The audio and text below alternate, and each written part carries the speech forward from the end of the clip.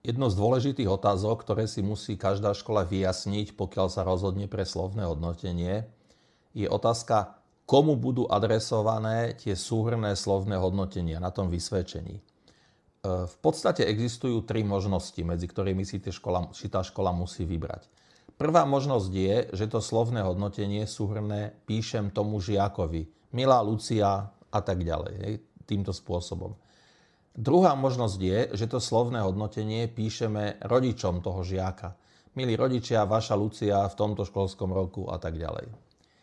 A tretia možnosť je, že to školské hodnotenie, to slovné hodnotenie píšeme, ja to niekedy tak hovorím, že vesmíru, alebo teda píšeme to nejakým iným aktérom v tom vzdelávaní. Napríklad si predstavíme, že to píšeme tej strednej škole, na ktorú sa ten žiak bude hlásiť.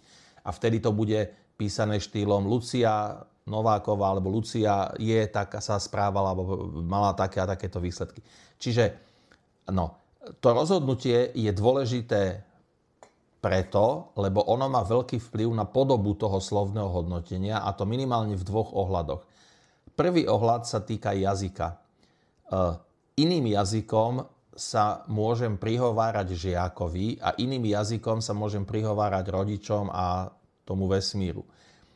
Žiakovi, špeciálne ak je to žiak prvého stupňa napríklad, sa musím prihovárať jemu zrozumiteľným, adekvátnym jazykom.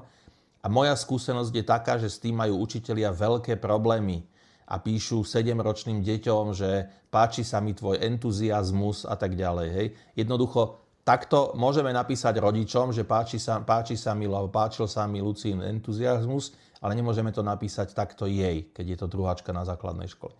Takže prvá vec je, že rozhodnutie písať to žiakovi má veľký vplyv na ten jazyk. Je to akási komplikácia, oveľa ťažšie sa formuluje, keď mám takéto veľké obmedzenie, že to musím povedať slovami zrozumiteľnými malému dieťaťu. Druhé rozhodnutie, druhý faktor, na ktorý má vplyv, že či to píšem žiakovi, učiteľovi, teda rodičovi vesmíru, je ten obsah. Sú isté veci, ktoré môžem hovoriť rodičom, ale nie sú úplne vhodné, aby som ich hovoril priamo tomu žiakovi alebo tým školám vyššieho typu.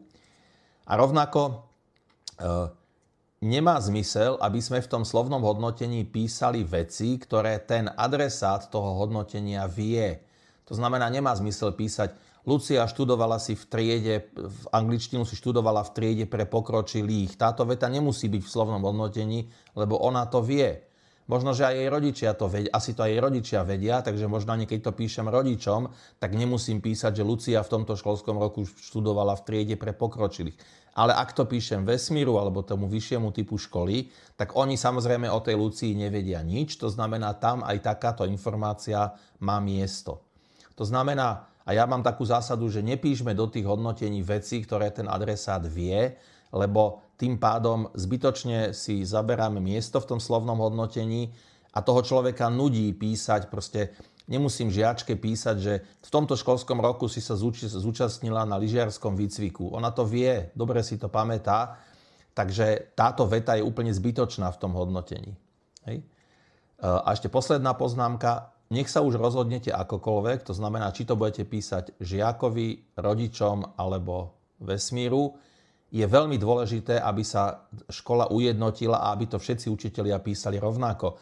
Teda aby sa nestalo, že žiak bude mať na 2. stupni fyziku písanú milý Jakub, tvoje fyzikálne vedomosti sú také a také, a chémiu bude mať písanú Jakubové vedomosti. Hej? Čiže aby to bolo štilisticky jednotné, musí sa pedagogická rada dohodnúť, či všetky tie hodnotenia budú adresované žiakovi, alebo rodičom, alebo tretím osobám.